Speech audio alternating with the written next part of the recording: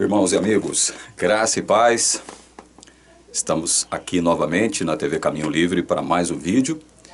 No último vídeo eu tratei sobre alguns aspectos sobre os quais eu não havia tratado nos meus 4 vídeos onde eu falei sobre o sábado. Então, eu falei sobre a teologia reversa do sábado. Eu comecei de trás para frente, não é? Mostrando para vocês que quando Jesus vem, ele nos dá, ele nos presenteia, ele nos agracia com um novo entendimento a respeito do sábado.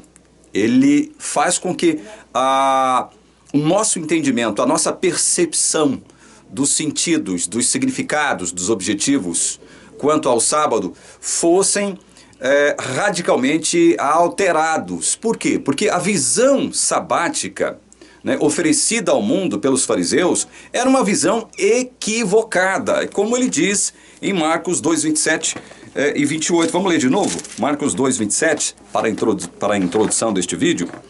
E acrescentou: o sábado foi estabelecido por causa do homem, e não o homem por causa do sábado, de sorte que o Filho do Homem é Senhor também do sábado. Ou seja, a visão dos fariseus é de que o homem havia sido criado para o sábado. O sábado havia se tornado o centro da vida judaica, né? O grande objetivo da vida judaica,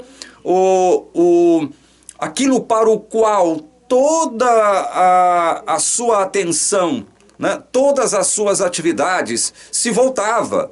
Ora bolas, há algo errado com este entendimento. A nossa vida não deve se desenvolver e se processar em torno do sábado, como se o sábado fosse o grande centro, através do qual a nossa vida gravitasse.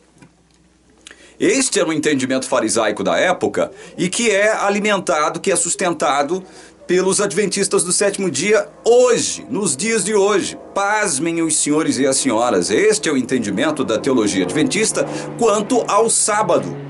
Ou seja, a vida de todo adventista do sétimo dia gira em torno do sábado. Por que será que a teologia adventista, por que será que a igreja adventista, especialmente no Brasil, nós enxergamos isso com muita facilidade, nós percebemos isso salta aos olhos, isso que eu vou falar agora, por que será que ela chama a atenção exageradamente para a questão do sábado? Por que será? Por que será que tudo que envolve, a mentalidade adventista do sétimo dia, se centraliza e acaba desembocando na questão do sábado? Por que será? Porque este entendimento equivocado dos fariseus, na época de Jesus, é o mesmo entendimento adventista do sétimo dia de hoje.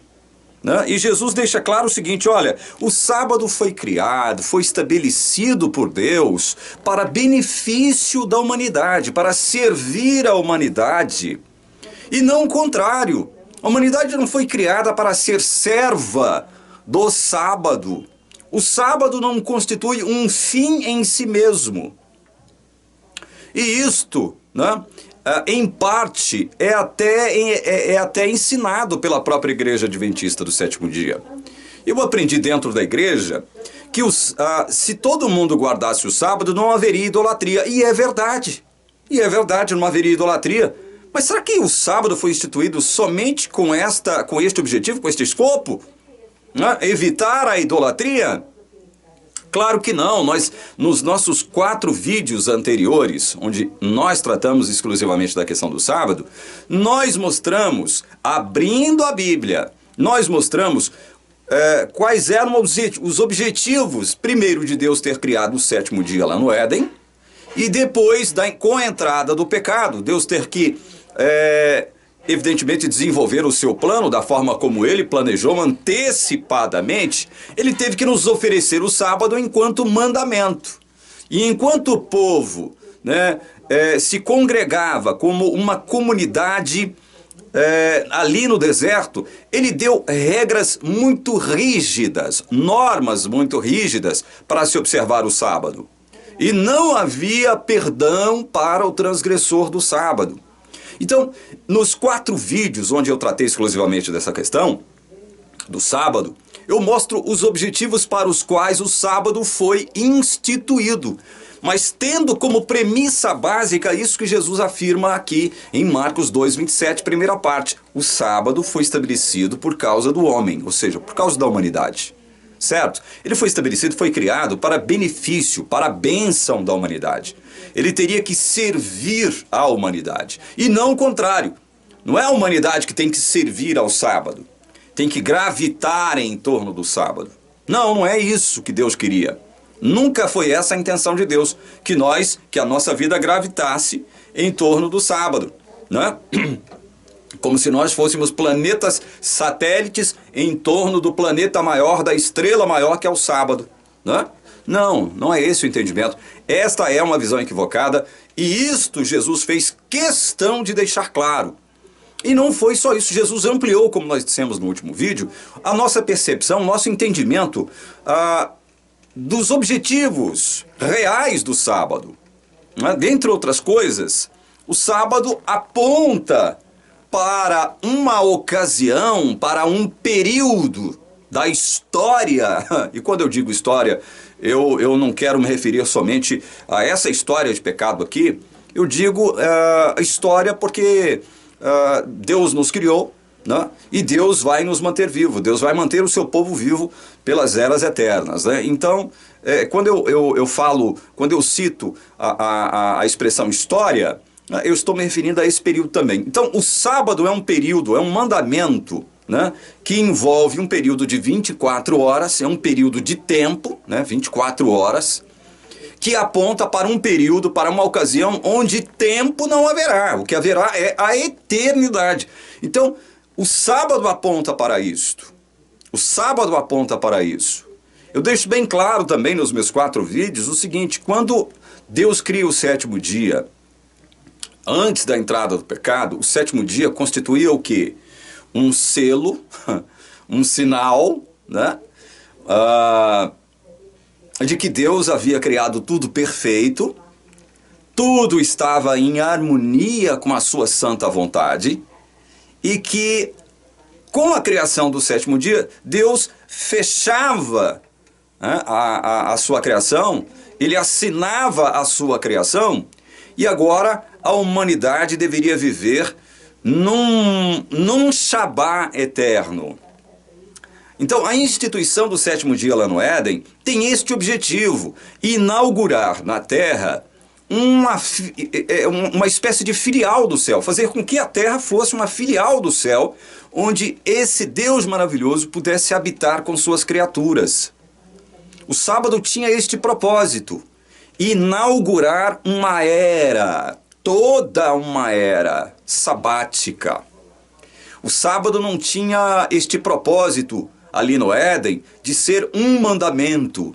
Ele não foi instituído enquanto mandamento, embora alguns gurus adventistas insistam em dizer isso, né, que o sábado foi instituído no Éden enquanto mandamento.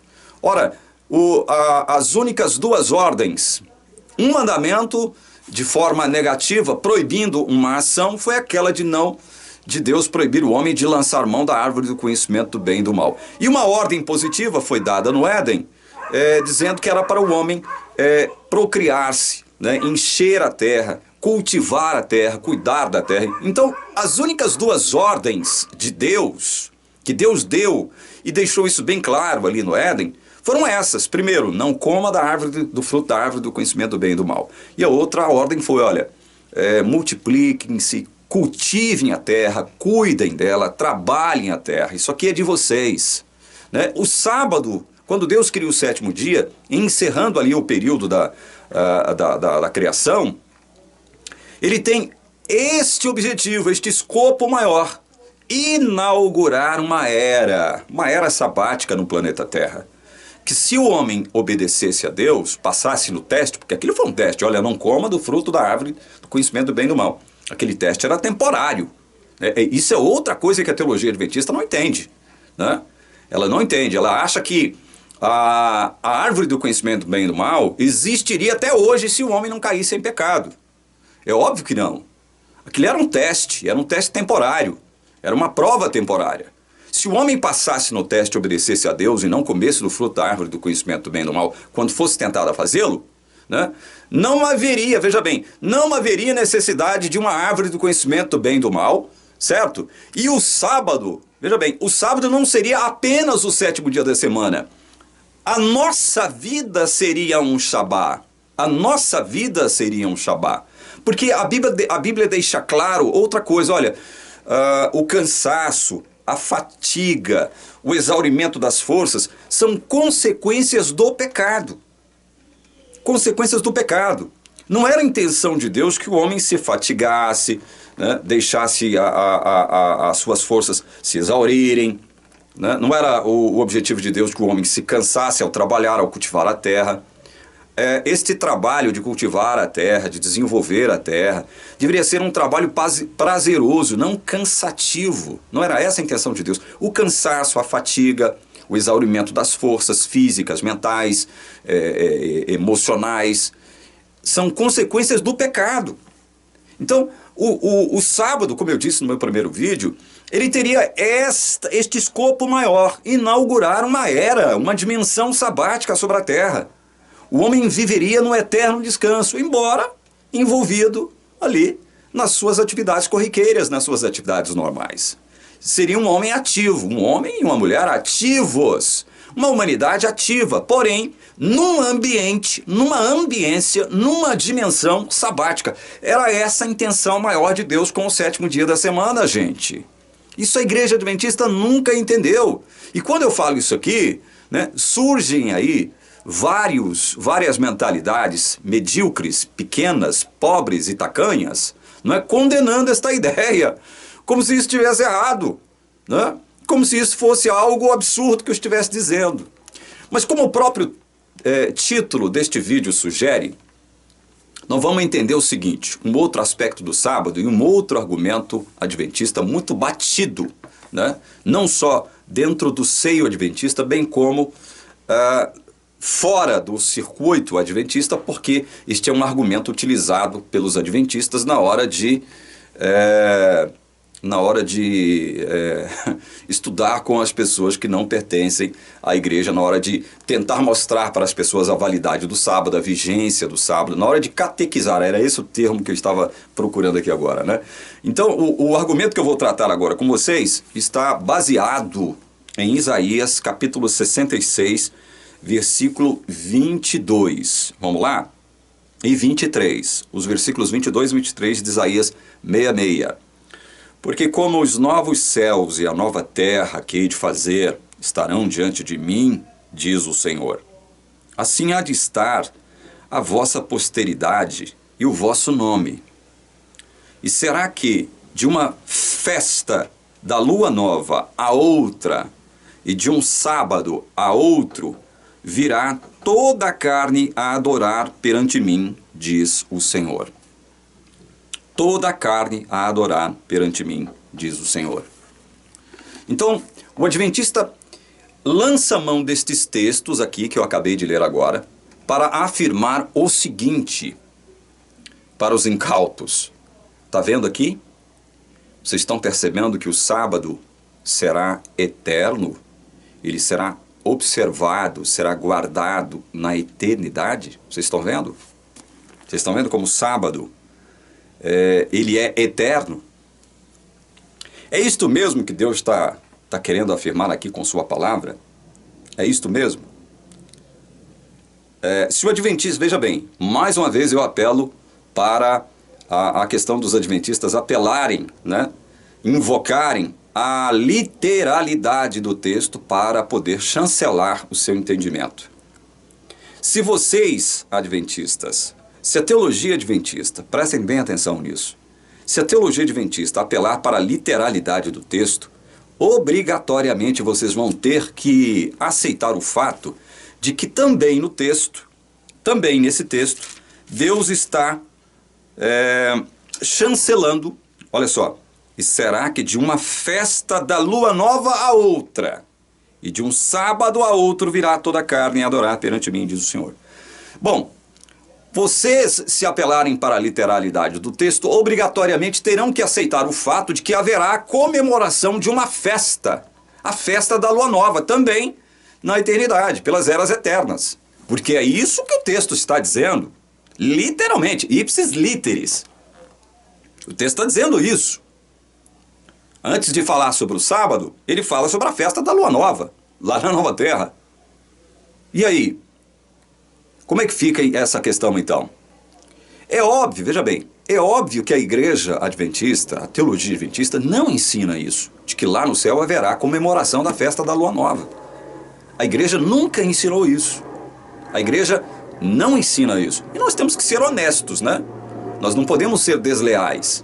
Não é porque eu estou fora da igreja adventista que eu vou ser agora, eu vou mentir, eu vou alterar, né, a realidade dos fatos. Não, a igreja não ensina que haverá uma festa da lua nova lá na Nova Terra.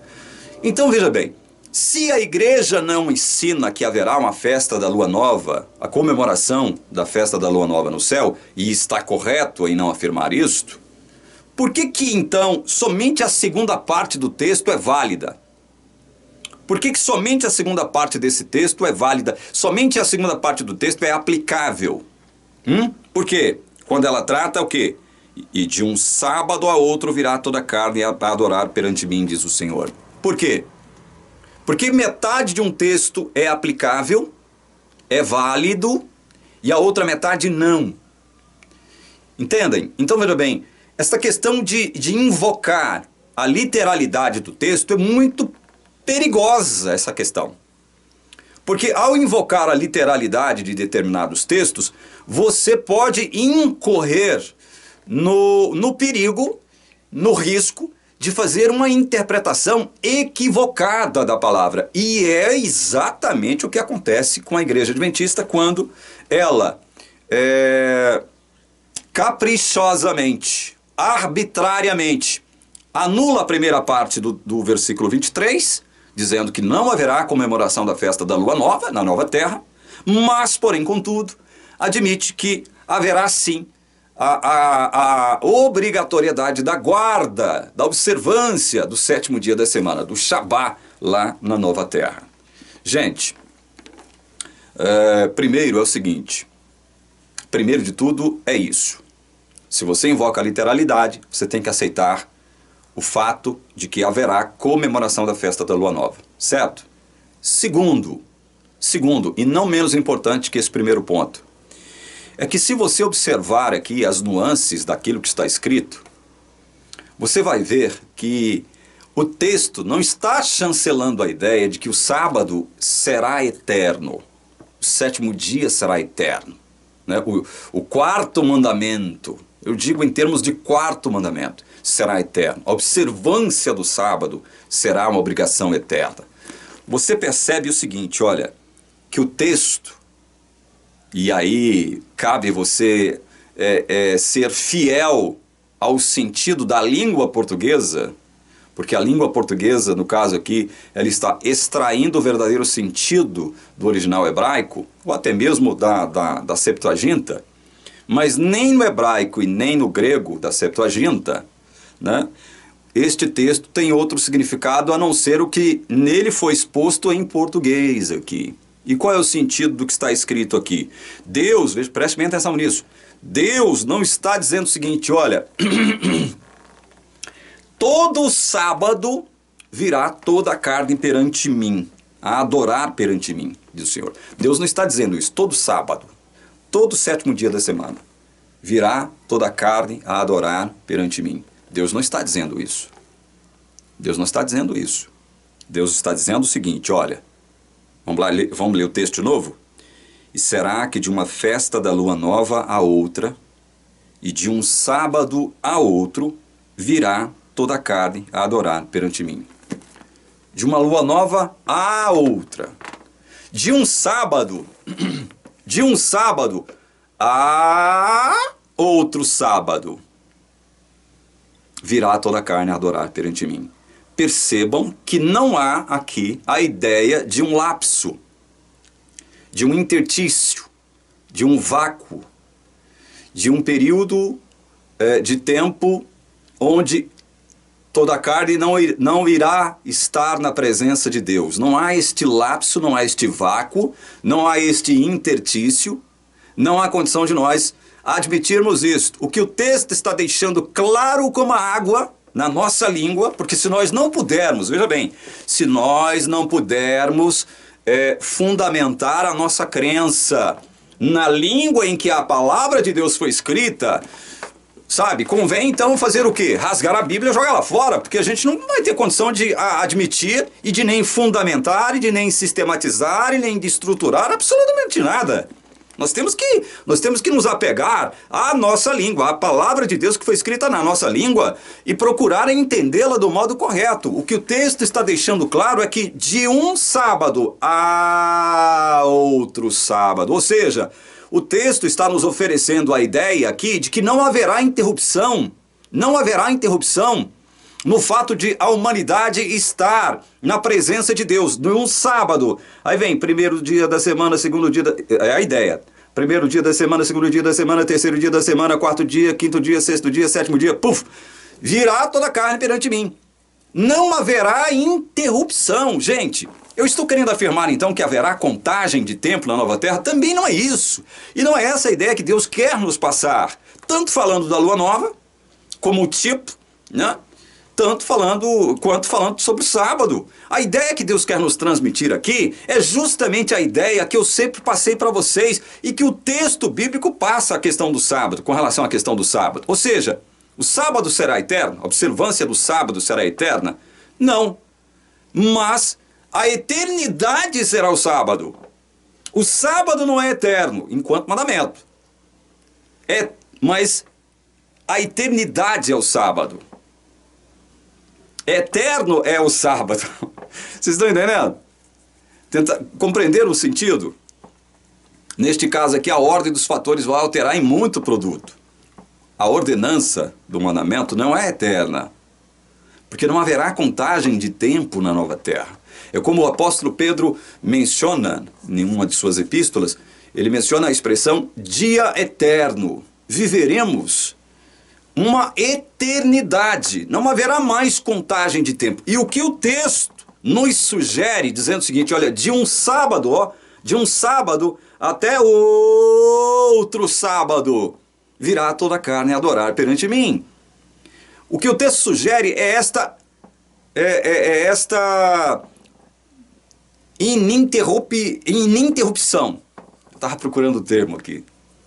Não haverá interrupção de estarmos na presença de Deus. Não haverá uma ocasião, porque tempo não haverá uma ocasião em que nós não estaremos na presença do nosso santo Deus, que habitará conosco. O Apocalipse deixa claro isso. A Nova Jerusalém desce, e nela estão o trono de Deus, Deus Pai, e o trono do Cordeiro. Então veja, de um sábado até outro sábado. É isso que o texto deixa claro. E não todo sábado. Pam, pam, pam, pam. Não é todo sábado, é de um sábado a outro. Não haverá interrupção nesse estar na presença de Deus. Até porque tempo não vai existir. Certo? Então veja, a intenção de Deus em nos oferecer o mandamento sabático era transmitir a ideia, repito, transmitir a ideia de que aquilo que Deus, através do ministério do Espírito Santo e do seu Filho, Jesus, o nosso Messias, faria com que nós, de novo, fôssemos transportados para uma era sabática. Porque foi isso que nós perdemos lá no Éden. Foi isso que nós perdemos lá no Éden. Se nós passássemos no teste do Éden, até hoje nós estaríamos vivendo numa ambiência sabática. Num ambiente, numa ecologia, numa casa perfeita e harmoniosa. Seríamos perfeitos, santos, a natureza seria perfeita e santa. O nosso habitat seria perfeito e santo. Estaríamos numa ambiência sabática, numa dimensão sabática, se nós, né, eu digo nós, Adão e Eva, houvesse passado no teste lá do Éden. Então, como eles não passaram no teste do Éden, foi para isso que Deus elaborou lá na eternidade pretérita o plano da redenção. Por isso que o Evangelho é eterno. O Evangelho não é um plano elaborado sob a contingência do pecado. Deus não elaborou o plano da redenção, como diz a velha caduca Ellen White no Grande Conflito. Né? Que Deus elaborou, depois que o pecado entrou, ele teve que elaborar um plano e colocar ele em execução. Não é isso. O Evangelho é eterno. Este plano de resgatar o seu povo é eterno. Foi elaborado na eternidade pretérita. Então, Deus sempre teve este plano em mente de resgatar o seu povo após a entrada do pecado, levando-o de novo para aquela mesma ambiência que o seu povo perdeu lá no Éden, gente. Preste bem atenção nisso. Nós agora, veja bem, o que acontece é que agora nós teremos o privilégio de Deus mudar de endereço por nossa causa. É isso mesmo que vai acontecer. Deus, como eu citei aqui Apocalipse deixa claro isso, Deus vai mudar de endereço por nossa causa. Aqui na terra estarão o trono de Deus Pai e Deus Filho. Deus vai mudar de endereço por nossa causa. Deus vai habitar conosco. Literalmente, vai habitar conosco. Onde Deus está, veja bem, onde Deus está, não pode haver contagem de tempo, porque Deus é um ser atemporal. Deus não está no tempo, porque tempo é uma criatura de Deus. Deus não pode se submeter ao tempo. Tempo é criatura de Deus. É uma criação de Deus. Onde Deus está, só pode haver algo chamado eternidade. O sábado, lá no Éden, e o sábado enquanto mandamento, que nos foi dado lá no Sinai, logo após a libertação do cativeiro egípcio, tem este escopo maior. Nos direcionar a nossa mente, o nosso coração, para a eternidade, gente. Só que esta eternidade, esse Shabá eterno, seria conquistado justamente por conta da obra de Deus. Ou seja, as obras de Deus em nosso lugar. Por isso que Deus pedia o cessamento das nossas obras. Deus não aceitava a nossa obra. Por que não? Porque é a obra dele, e através da obra dele, do trabalho dele, e nós já falamos sobre isso aqui, né? Falando sobre o sábado. É o trabalho dele que tratará de nos levar para o Shabá eterno. Entenderam? Porque é para este tempo que o sábado aponta, enquanto mandamento. O sábado aponta para este tempo. E aí quando vem Jesus, Jesus tem o quê? Tem que reformular muita coisa a respeito da percepção sabática do seu povo. É por isso, veja bem, é por isso que Jesus foi acusado de ser transgressor do sábado. Ele não estava, eu disse isso no meu último vídeo, sob as ordenanças e normas do sábado. Ele é senhor deste dia, ele não é servo deste dia. Ele é senhor, há uma diferença, não é? Há uma diferença, ele é senhor desse dia, foi ele que criou esse dia, com este escopo maior. Qual é o escopo? Qual é o objetivo? Mostrar para o seu povo, para a sua igreja, para os seus filhos, que o plano dele é de levá-los de novo a viver numa ambiência eterna, onde morte, dor, pecado não haverá, não existirá mais. Então, o sábado tem este escopo maior, transportar na nossa mente e coração para o descanso eterno, eterno, já que lá no céu e na nova terra renovada, não há contagem de tempo. Primeiro dia da semana, segunda, terça, quarta, quinta, sexta, sábado. Não há isso. Não há isso. E um dos meus argumentos primeiros aqui, quando eu tratei da questão do sábado, ele é muito óbvio. Quando Deus diz, quando Jesus diz o seguinte, olha, o sábado foi estabelecido por causa do homem, ou seja, por causa da humanidade, o que ele queria dizer dentre tantas coisas? além de que o sábado deveria servir à humanidade. O que ele deixa implícito nesta afirmação? O sábado foi estabelecido por causa do homem. Ele deixa muito claro, embora de forma implícita, tácita, a questão de que quando o homem não existia, não havia o quê? Não havia sábado. Deus precisa de sábado. E ele criou o sábado para o homem, para a raça humana. Quantas raças humanas existem no universo? Somente uma. Nós. Então, veja, por que eu estou dizendo isso? Porque a Igreja Adventista admite a existência de outras raças. Isto nunca foi provado. A Bíblia não fala da existência de outras raças, a não ser da raça angélica. Mas a Bíblia não fala de seres criados à nossa semelhança, seres semelhantes aos humanos. A Bíblia não fala disso. A teologia adventista é que faz um malabarismo, uma chicana com a palavra de Deus enorme para poder afirmar esse tipo de coisa. Descontextualiza textos bíblicos para poder afirmar tal coisa. Faz uma exegese completamente equivocadíssima para afirmar tal coisa. Então veja, o sábado foi criado única e exclusivamente, segundo a palavra de Jesus em Marcos 2:27, para a raça humana. Só existe uma raça humana em todo o universo. Nós não podemos afirmar, com base na palavra santa de Deus, de que há outra raça humana por aí. Não há. Não há. Não há. Se há, Deus não revelou na sua palavra. Se há, nós nunca tivemos prova da existência de outra raça humana. Então veja, a única raça humana existente em todo o universo somos nós. O sábado foi criado para nós, para nos servir. Para nos servir. E não nós servirmos ao sábado. Jesus faz questão de deixar isto claríssimo aqui. Certo?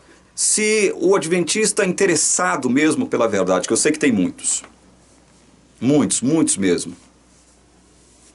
Se o adventista é realmente interessado pela verdade, que preza a palavra de Deus, como ela deve ser prezada, como única regra de fé, como única autoridade, né, normativa das nossas ações, das nossas práticas, se ele ir para a carta aos Hebreus e ler de forma calma, serena e tranquila os capítulos 3 e 4 da carta aos Hebreus, ele vai entender que ali, nestes capítulos, o autor da carta aos Hebreus deixa claro qual seria o sentido, o escopo maior de Deus nos ter dado o 7º dia da semana. Primeiro, enquanto um dia, que representa o fechamento, o selamento da sua obra. Ele fechou a sua obra. E depois, como um mandamento. Para onde isto apontava? Qual era o sentido verdadeiro disto? Ali, na carta aos Hebreus, o escritor deixa isso muito claro. Não há como errar. E o texto de Isaías, como nós mostramos aqui agora, contrariamente ao que pensa a teologia adventista, do que afirma a teologia adventista, não quer dizer que na nova terra a obrigatoriedade da observância do sábado continuará. Até porque não haverá contagem de tempo, não haverá distinção de dia e dia. Nós viveremos, como diz o apóstolo Pedro, num dia eterno. Haverá o quê? Eternidade. O sábado não é eterno. Eterno é o sábado. O eterno é o sábado. A eternidade é o sábado. Entenderam a diferença? Há muita diferença nisso. Então, este argumento de que, olha, O sábado, a obrigação de guardar o sábado é eterna. Lá na nova terra nós vamos ter que guardar o sábado. Isso é outra interpretação pobre, ridícula e medíocre da teologia adventista. Porque o texto não aponta para esta ideia. Aponta justamente para o fato de que não haverá interrupção na nossa adoração ao nosso Deus na eternidade. Estaremos sempre na presença do nosso Deus. Sempre na presença do nosso Deus. Não haverá um intertício, não haverá um vácuo de tempo, não haverá um lapso, não haverá um intervalo onde a adoração não acontecerá, como se ela devesse acontecer somente aos sábados celestiais. Ai, que ridículo isso, que coisa mais ridícula. O texto diz justamente o contrário. Sabe por que às vezes eu falo nesse tom? Porque quem lê os comentários aqui vai perceber que eu sou ridicularizado aqui. Eu sou muito ridicularizado aqui. Existem algumas amebas que acham que pensam e que acham que conseguem ler e entender a palavra de Deus. Amebas. Existem algumas partículas de poeira cósmica que acham que têm razão, que têm cérebro, né? E fazem alguns comentários aqui que são dignos de um micróbio, dignos de uma bactéria infecciosa, né? Dá dó, dá pena ver alguns comentários aqui. Dá dó e dá pena ler algumas críticas que eu recebo aqui. Críticas de gente estúpida. Críticas de gente que acha que sabe. Gente que acha que detém o conhecimento da palavra de Deus completo. Gente que acha que tem, como afirma a teologia adventista, toda a verdade. Toda a verdade foi revelada para a igreja adventista do sétimo dia. Que estupidez afirmar esse tipo de coisa. Toda a verdade? Ou toda a verdade necessária não foi ou foi revelada para a igreja cristã? Não toda a verdade, não de forma completa, cabal. Não existe isso. Toda a verdade é Deus. Deus é infinito, nós somos finitos. A nossa mente não consegue captar, assimilar toda a verdade. Nós somos assim, ó. Nós somos partículas de poeira cósmica diante desse Deus maravilhoso. Nós não temos condições de abarcar toda a verdade. Então, quando eu leio alguns comentários aqui, eu faço é rir. Me diverte muito a leitura de alguns comentários aqui. E eu quero dizer que eu não vou debater com ameba. Eu não vou debater aqui com micróbios. Eu não vou debater aqui com algumas bactérias que escrevem aqui na seção de comentários. É impressionante. É impressionante. Há algumas coisas que eu leio aqui. E gente que não tem argumento, porque não tem como, né? Eles não estão com a palavra, eles não estão com a verdade, embora achem que tem toda a verdade, eles não conseguem, né, contraditar os argumentos da palavra de Deus que são expostos aqui. Aí eles partem para o quê? Para a agressão, para a ridicularidade, para o cinismo, não é verdade? É o que eles fazem. A maioria absoluta.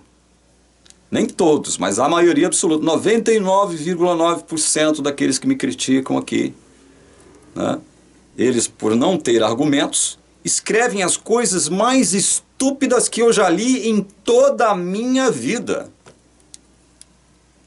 Mas é por isso mesmo que nós fazemos questão de deixar aí.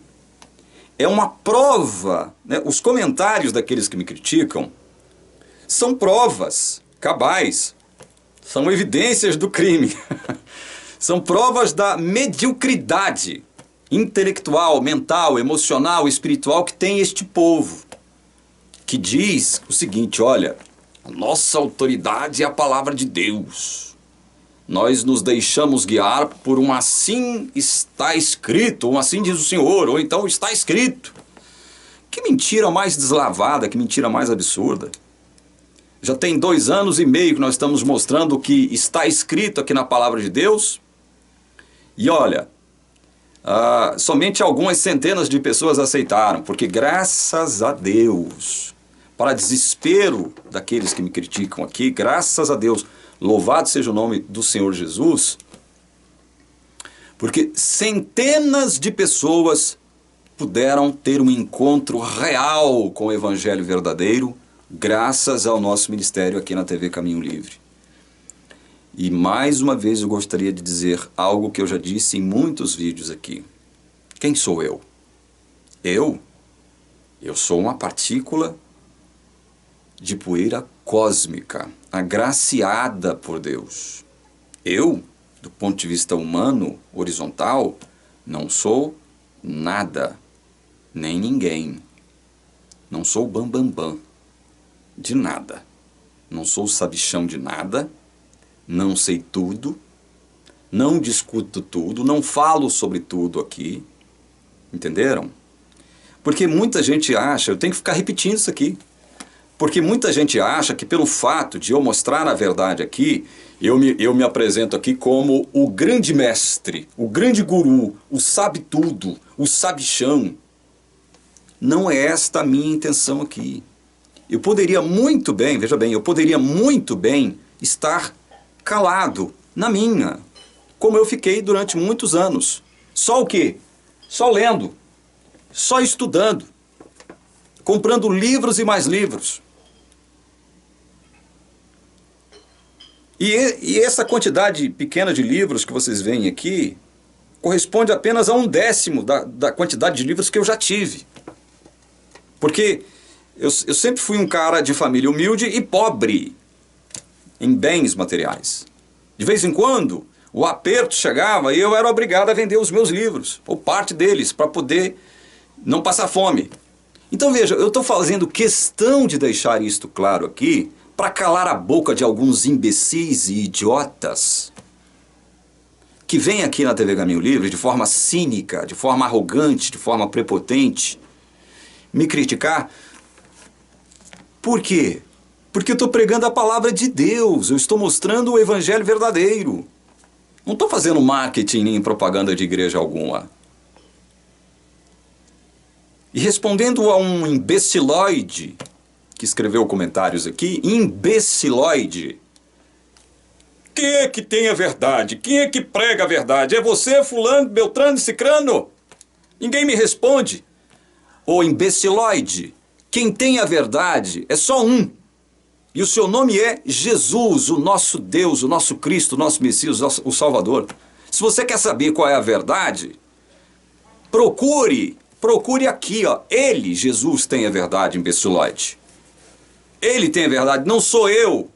Não é fulano, nem beltrano, nem cicrano. O imbeciloide.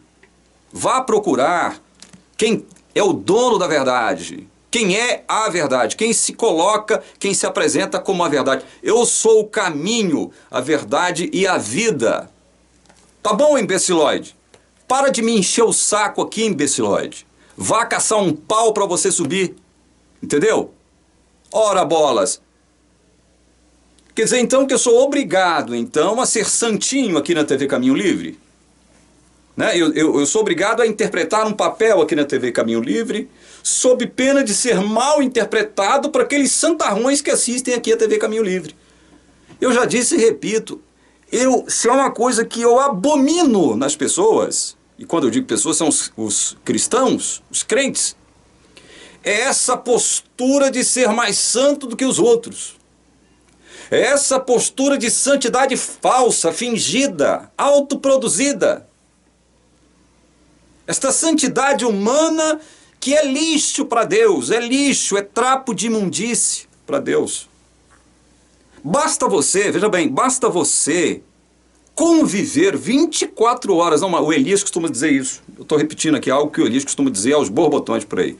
Basta você conviver 24 horas com um santarrão desse. Conhece o santarrão? Você provavelmente conhece algum santarrão. Não, não pode isso, não pode aquilo, porque está errado. Deus condena, Deus se entristece, não pode. Deus vai fazer com que você perca a sua salvação, você vai perder o céu. Não, não dá para comer isso, não dá para provar aquilo de jeito nenhum, não sei o quê. Parem com isso. Deus dá gargalhadas dos santarrões, como ele diz em Salmos, né? Deus gargalha diante dessa hipocrisia, desse fingimento, desse teatro, desta postura duas caras. Basta a gente conviver 24 horas com um desses santarrões para a gente descobrir quem na verdade ele é. 24 horas, não precisa mais não. Cola na vida de um santarrão durante 24 horas. Cola na vida dele, para você saber quem ele é de verdade. Para saber o que ele faz, o que ele pensa, o que ele fala, o que ele vê, o que ele come. Cola na vida de um desses santarrões.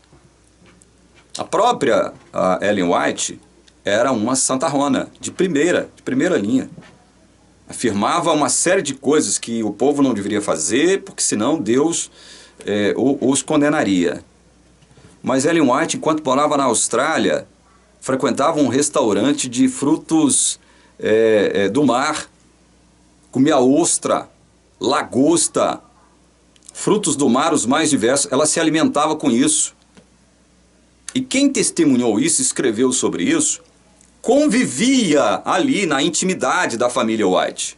Sabe, escreveu com base na verdade dos fatos. Ela condenava o uso de joias, né, por parte das irmãs, mas ela usava joias. Ela usava corrente, brinco, sei lá o quê. Ela usava, sabe? Então, esta velha caduca, desonesta, tudo aquilo que de bom, tudo aquilo que de bonito está escrito sob a chancela dela, foi plagiado, ela plagiou.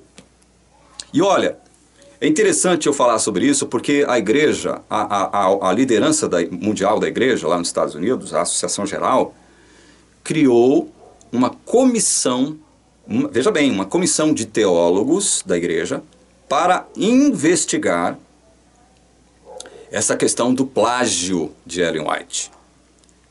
Esta comissão ficou reunida durante algum tempo, não me lembro mais quanto tempo, mas esta comissão criada pela igreja investigou as acusações de plágio de Ellen White. Eles foram investigar, foram comparar o que Ellen White escreveu, muito do que ela escreveu, para saber se, antes dela, outro escritor cristão havia escrito.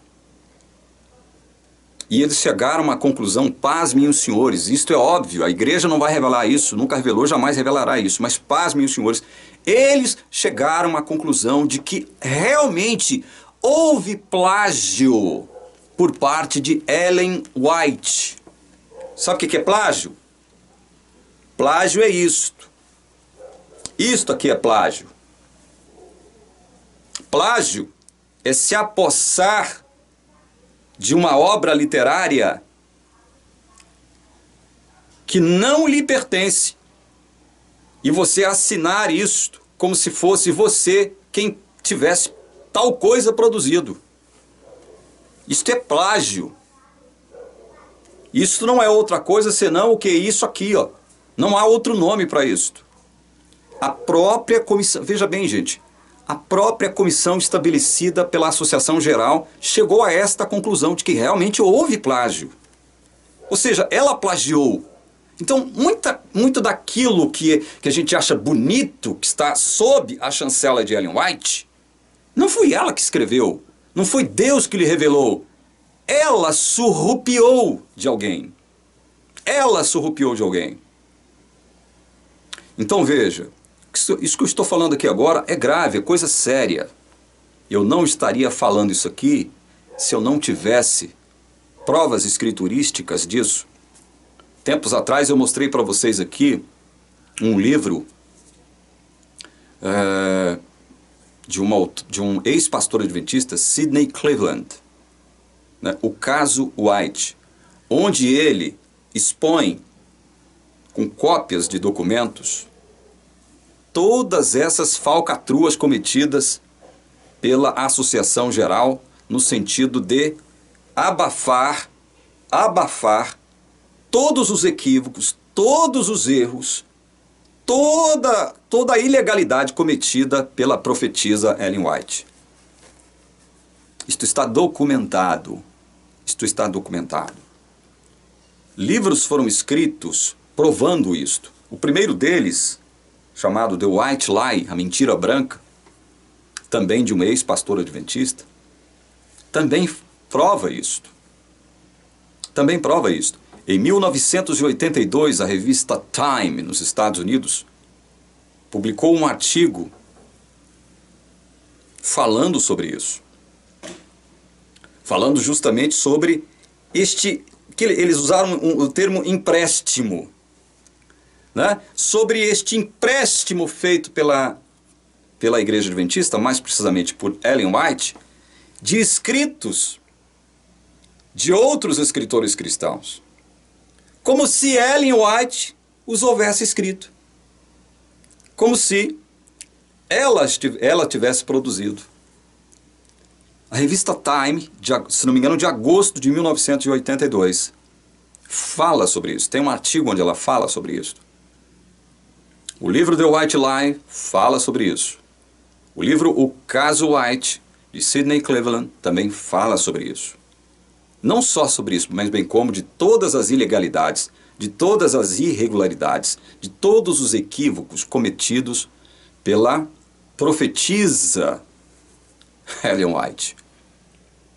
Então, tudo que nós falamos aqui tem provas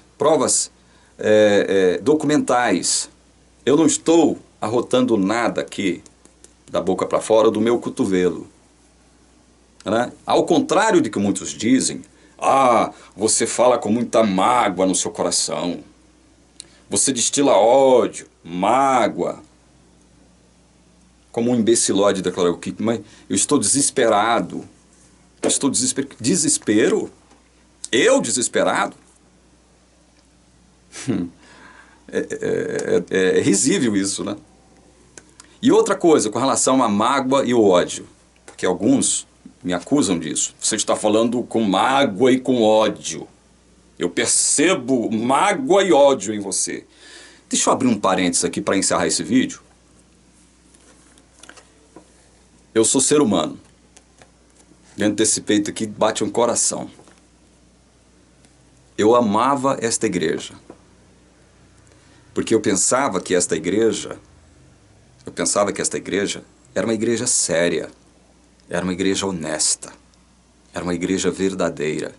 Que pregava o verdadeiro evangelho eterno. Eu amava esta igreja. Quando eu digo amar a igreja, eu não amava a organização, o sistema, a liderança, a burocracia da igreja. Não é isso que eu amava. Eu amava as pessoas desta igreja. Eu conheci muita gente maravilhosa dentro desta igreja.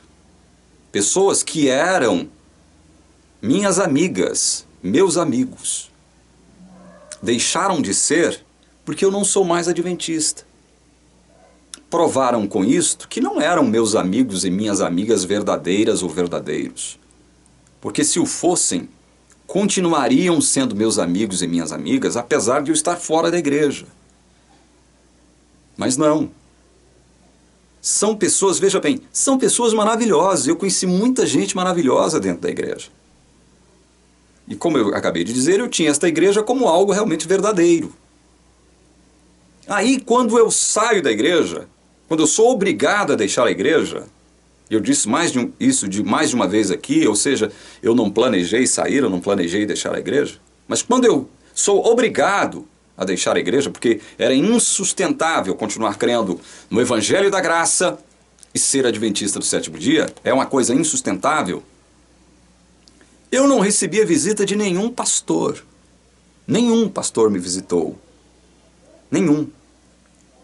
Nenhum dos meus amigos, que eu achava que eram meus amigos, me visitou. Nenhum. Ninguém me visitou.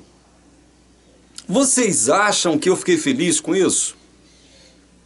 Você passa pela cabeça de vocês que eu não tenha ficado magoado, verdadeiramente magoado com isso?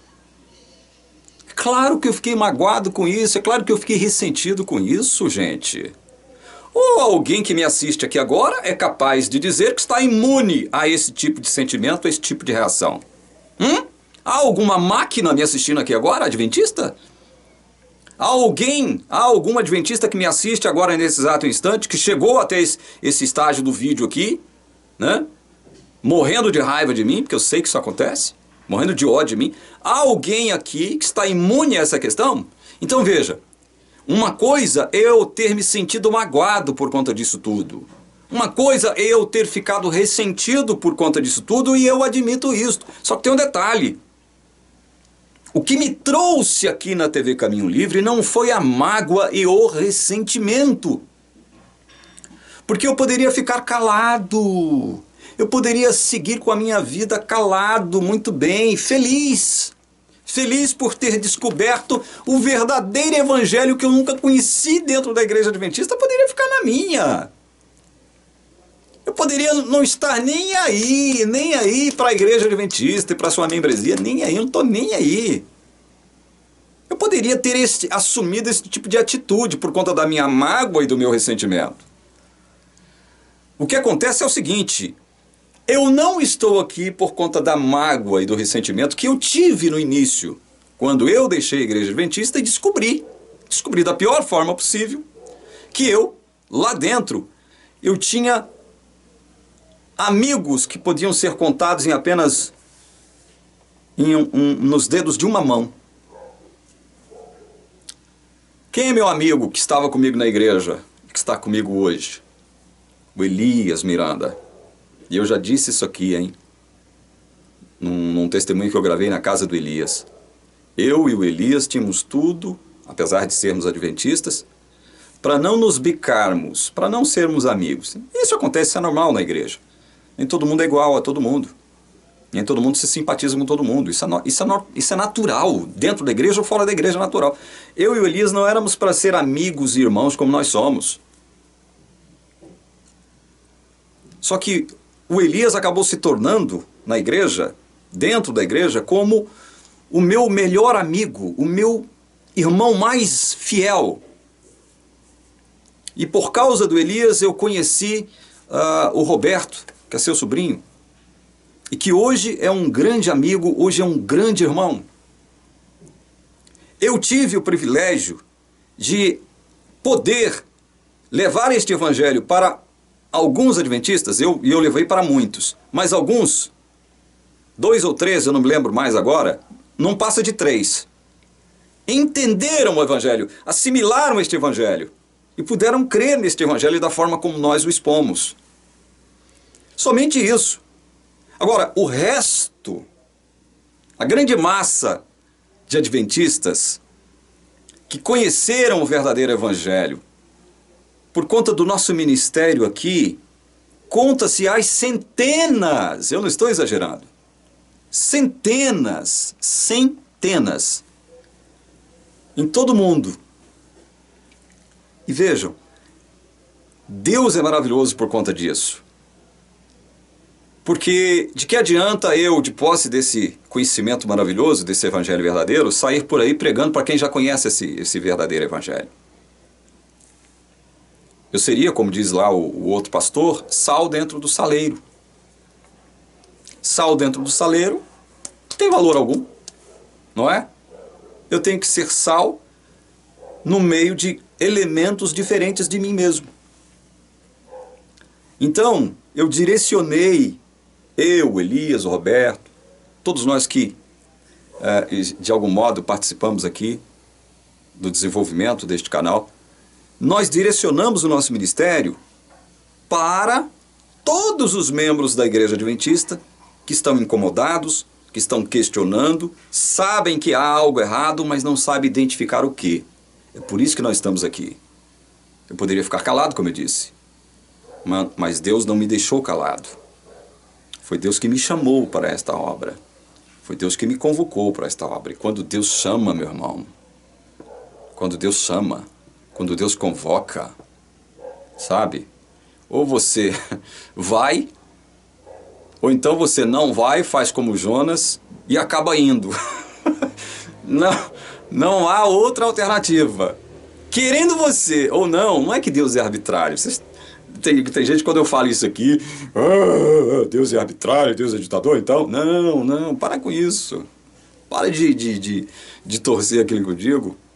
Esse Deus é tão maravilhoso que Ele, e tão misericordioso, ao mesmo tempo em que Ele é poderoso, que Ele triunfa sobre a nossa má vontade. Ele triunfa. Esse é o trabalho maravilhoso, invisível, imperceptível ao olho humano, realizado pelo Espírito Santo, pela pessoa maravilhosa do Espírito Santo em nós, nos convencendo, nos persuadindo de que nós temos que cumprir a vontade de Deus, quer nós queiramos, quer não. Aí Ele nos convence. Ele nos convence, Ele nos persuade, de tal modo que nós ficamos verdadeiramente convencidos e persuadidos de que nós temos que fazer a vontade de Deus. E a vontade de Deus para mim é que eu esteja aqui falando para os meus irmãos adventistas do sétimo dia, queridos, amados por Deus. Estes irmãos queridos adventistas do sétimo dia que estão buscando a verdade a todo custo, estão dispostos a pagar o preço, seja ele qual for. É para estes que nós estamos aqui. Que Deus abençoe você, em nome de Jesus. Amém.